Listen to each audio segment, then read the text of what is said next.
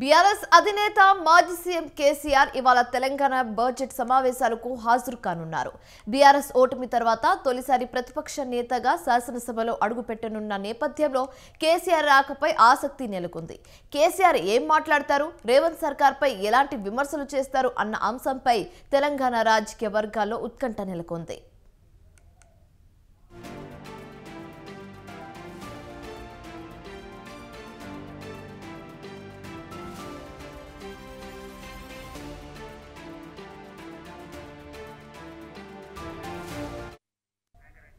Assembly ఎన్నికల్లో BRS party ఓటమి చెంది కాంగ్రెస్ అధికారంలోకి వచ్చిన నాటి నుంచి కేసీఆర్ అసెంబ్లీకి హాజరు అవుతారా కారా అన్న అంశంపై చర్చ జరుగుతుంది.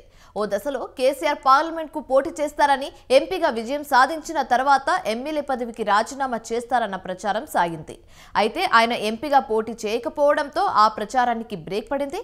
కాంగ్రెస్ నాయకులు సైతం కేసీఆర్ కు దమ్ముంటే అసెంబ్లీకి రావాలని అనేక సార్లు సవాల్ విసిరారు. రేవంత్ రెడ్డి సైతం కేసీఆర్ అసెంబ్లీకి రావాలన్న అభిప్రాయాన్ని వ్యక్తం చేశారు. ఈ క్రమంలో కేసీఆర్ హాజరు కాకపోవడంపై విమర్శలు గుప్పించారు. ఈ నేపథ్యంలో కేసీఆర్ ఇవాళ హాజరు అవుతుండటంతో అసెంబ్లీలో రేవంత్ కేసీఆర్ మధ్య మాటలు తూటలు పేలే అవకాశం ఉంది.